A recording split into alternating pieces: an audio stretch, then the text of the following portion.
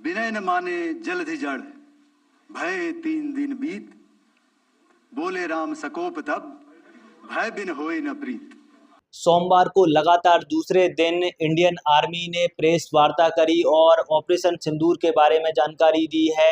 और सबसे बड़ी बात है कि जो डीजीएमओ राजीव घई और तीनों ही सेनाओं ने संयुक्त रूप से ये प्रेस वार्ता आयोजित की और इसमें बताया कि 7 मई के दिन जो हमारा ऑपरेशन हुआ था वो आतंकवादी और आतंकवाद के खिलाफ था। पाकिस्तान मिलिट्री ने इसे अपने ऊपर ले लिया और उनका जो कोई भी नुकसान हुआ है इसके लिए सीधे तौर पर वो ही जिम्मेदार है। दोस्तों, हमारी लड़ाई आतंकवाद और आतंकवादियों के खिलाफ थी, इसलिए 7 मई को हमने केवल आतंकवादी ठिकानों पर ही हमला किया था। पर अफसोस इस बात का है कि पाकिस्तानी सेना ने आतंकवादियों का साथ देना उचित समझा और इस लड़ाई को अपनी लड़ाई बना ली। इस परिस्थिति में हमारी जवाबी कार्यवाही अत्यंत आवश्यक थी और इसमें उनका जो भी नुकसान हुआ वे खुद इसके लिए जिम्मेदार हैं।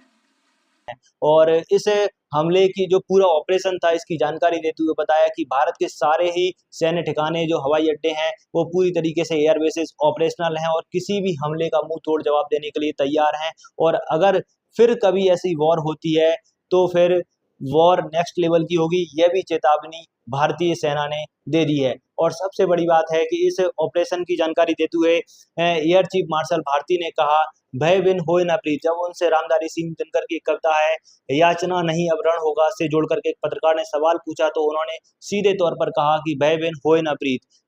तो मैं बस आपको रामचरितमानस की एक कुछ पंक्ति याद दिलाऊंगा, आप समझ जाएंगे। तो याद कीजिए वो पंक्ति जो है, विनय न माने जलधि जड़, भय 3 दिन बीत। बोले राम सकोप तब, भय बिन होए न प्रीत। तो समझदार के लिए इशारा ही काफी। यानी कि अब पूरी तरीके से आतंकवादी और पाकिस्तानी सेना को भय दिखाने के लिए पूरी भारतीय सेना और आगे आ चुकी है और इसी तरह की कार्रवाइयां हैं वो लगातार जारी रहेंगी अगर पाकिस्तान किसी तरह की हिमाकत दिखाता है फिर से आतंकवाद की तो। और रविवार को भी 6:30 बजे लगभग 1 घंटे 10 मिनट की प्रेस कॉन्फ्रेंस करी थी और अगली लड़ाई सेना ने बिल्कुल स्पष्ट कर दिया है कि अगली लड़ाई बिल्कुल इससे डिफरेंट होगी। और आपका इस घटनाक्रम पर क्या सोचना है अपनी राय लिख सकते हैं और इस चैनल को सब्सक्राइब जरूर कर लें। धन्यवाद।